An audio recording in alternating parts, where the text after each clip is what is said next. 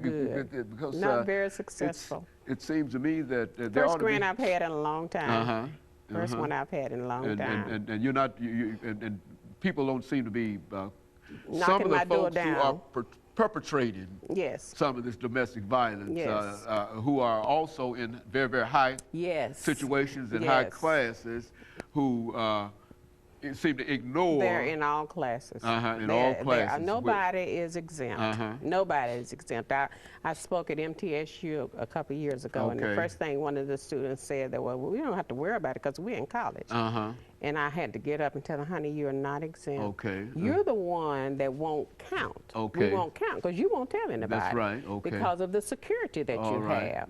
But everybody's at stake. And of course, those individuals who are in college are in a situation to be advocates. In terms of that. Because it's happening on the college campuses. Speak to that. What are they telling you about college campuses? Because every now and then we find, we see a It's very newspaper. strong on college campuses.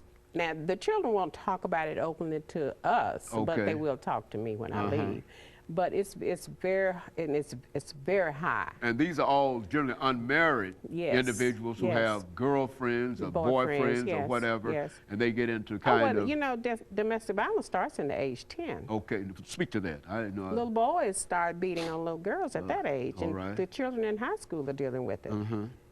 See, they think because he calls you 24 hours a day or every day and wants to know where you are, that he loves you. But no, he's possessing you. Trying to keep track of you. He's trying to keep track of you. So the little girls don't know. They need to be taught what's possessive and what's not possessive behavior, because it can lead to a form of possession. Well, now, do you think that because it's such a problem in all age categories and all economic categories, do you think that the school system, metropolitan school system, perhaps they do have some kind of program dealing with domestic violence that they could introduce? They don't have those kind of. As far as I know, they don't.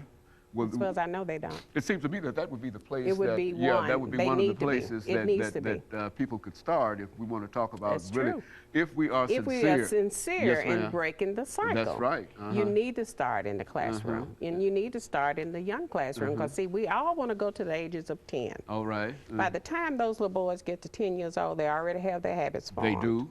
So if you don't catch them at 3, then you're going to have a 10-year-old picking up a gun. I know that I've got a granddaughter who's 5 years old and who's in kindergarten now. She knows right from wrong. Right, and she tells us about some of the young men that are there that are doing the kind of things that you would never expect a 5-year-old in kindergarten child to be doing.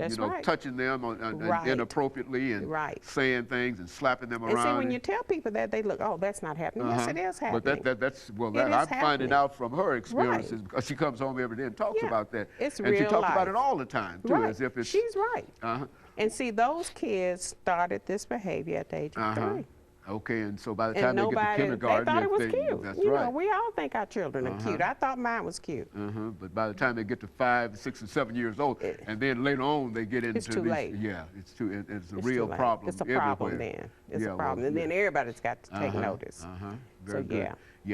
So if anybody wants us to come and do the presentation, just give us a call. That's what I think it would be important in terms of community centers and those kind of organizations where they have these small daycare centers, whatever, and if your organization could somehow get in there and start dealing, at least leave some kind of program there with those folks. I think that this is. But would you say in a real sense that there's no real interest in dealing with domestic violence? Is that? I don't think there is an interest. I really don't. But we've been successful with the project. We've done it twice at TSU, but the TSU was interested, and you know, these are young adults, so a lot of them don't have children. Some of them did have children. So, and we've gotten a good response from the ones that we did. We haven't done it to the parents yet, so to speak. So that's our next presentation. Okay, and very good. And of course, we've got about a minute and 30 seconds before we end this program for today, Ms. Jarrett.